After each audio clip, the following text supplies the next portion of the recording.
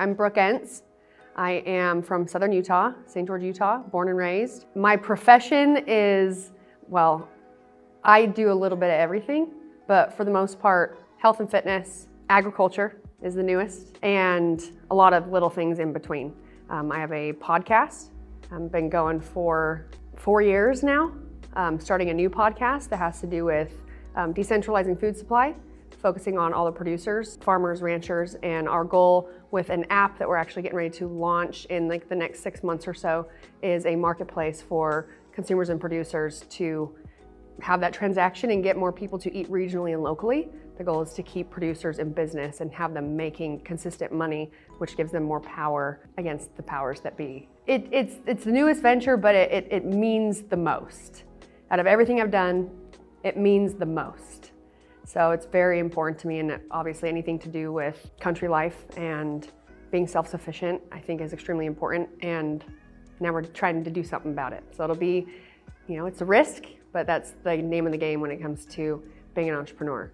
I went to the CrossFit Games in 2015. My main background is in the CrossFit space. I was in Wonder Woman, I was in the Justice League, so I've done a little bit of acting. So when I was competing in CrossFit, without really getting into the story, I've thought it could take a long time, but I have a cervical fusion. That is what really has been the deciding factor on if I kept competing in my sport or not. And when I was ready, when you train full time as a job, and that's what you do, it's very difficult to find how to pull back, and from being injured and, just life changes and things like that, my training needed to change so I can stay healthy and get more healthy, recover. But then also, I still love to try and do new things all the time. Very athletic, love the outdoors, and I love being an athlete. So I was looking into the tactical games is actually what I was first wanting to do. I've known about it for a while now, for some years, and I thought this would be a really cool avenue for me because I grew up hunting, shooting guns, all the things, and the idea to be able to be comfortable with a firearm, be confident, the level of confidence to be able to take care of myself and take care of the people that I love, because I am very protective, that's in my nature, was like a plus. The competing stuff would be fun. And then I was dealing with some nerve pain, and so I went and got it checked with my surgeon and got new scans, and it showed I had a new herniation in my cervical spine.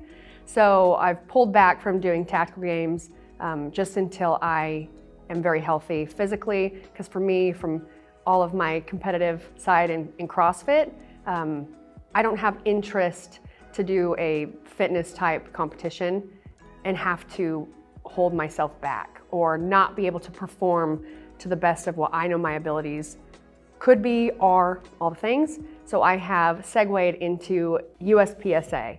That is what I am now focusing on, is just getting really good at shooting, getting really good at all of the nuances, getting everything to be subconscious, and then I will do the tactical games down the road, if in fact I do feel physically ready to do something like that. I've been spending a lot of time in Georgetown, Texas with Staccato, with Tony Pignato, doing a lot of training, just getting better. I do excel very fast, which is great. I blame that on growing up as an athlete. I danced all growing up. That played a huge role in how much I excelled in Olympic lifting and CrossFit, in anything in my fitness, because so much body awareness and, very balanced, right to left, front to back, all these things from my dance background.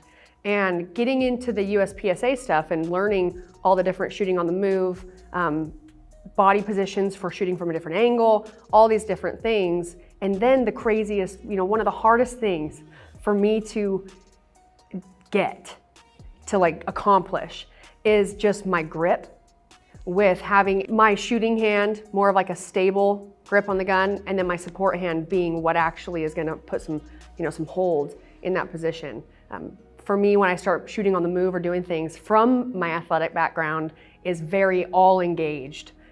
Both my arms, both my hands, my legs, my body. And so it's been really challenging, which makes it extra fun. Having to engage that and have that, but it's about control too. And it's not the same right to left when I'm in my grip, when I'm in position to hit a target. It is calm, relaxed, get my heart rate down, steady hands. And also what makes it very challenging is I have nerve damage. So from my spinal fusion, not from the surgery, but from my disc being herniated so bad for a long time, I've got nerve damage. So it can be a little extra challenging, but mostly only when it's cold. So I like it. I feel like my time spent focusing on getting really good and proficient with a firearm and all the different things having to do with USPSA is not only challenging for my mind and my body, but for my hands. And I think that it's actually maybe a little bit like therapy for my nervous system. So it's good. I always surprise, like when I'm training with Tony, I love it because when we first started doing a little bit of shooting on the move, and not even shooting on the move, but just starting with transitioning. We had, one target up close, one further away. You'd start on one, pull from the holster, shoot, move up, shoot the other guy. And we did it back and forth, moving backwards, moving forward on a diagonal. And it makes me laugh when I can really surprise the guys that I train with, because I am super green. Growing up, we shot a lot of shotguns, rifles, and handguns, but we never did like really cool handgun training. And man, it just makes me feel like a total badass. It really does. And really, I'm not even close to where I want to be. It'll be fun to just keep getting better and getting better and getting better. As a woman and getting into the firearm industry and, not competing yet, but I will be competing. I suppose the most, in the biggest way that it's influenced me in my life in other areas is really just an absolute confidence booster. Learning the basics of how to handle a firearm. Once you learn those things, you already feel confident. You feel able. And then when you add in, like what I'm adding in, like all the athletic portions and on the move and moving and control and being able to stop on a dime and move really fast and stay really controlled, same thing, it just makes me even more confident in my ability to protect myself. And again, those around me. I don't have kids, I'm not married, but I do have 12 nieces and nephews, and I am dangerously protective. If I can do anything, that's what I'm gonna do for them. My favorite firearm so far that I've had the chance to shoot is a staccato.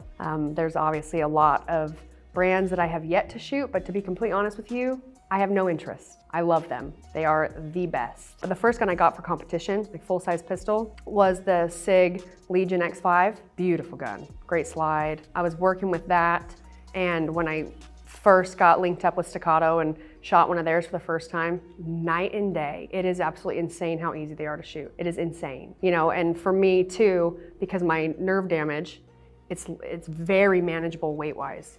It's very light in comparison to our Glocks or the X5. The model that I started with is the XL, love it. And the one I've mostly been running with is the XC. I shoot it really well. So and to be honest, I'm open to trying anything, but the XC and the XL have been my favorite. And the next gun Tony tells me I'm gonna shoot, that's the one I'll be shooting next. If I'm thinking about what goals I might have within the firearm community, it would probably be just continuing my training and my practice and actually get into competition and really see how far I can go. When I first started working with anyone on shooting, what I told them and the tactical games, I want to compete, I want to be good, but I care so little about competition, and I care the most about turning myself into an absolute weapon. That is it. I think that some people could probably hear an answer like that or pull back so much when we're talking about firearms. If that's how you're feeling and you're listening and you're like, well, I don't like that sound, it's like she just wants to go out and be a killing machine.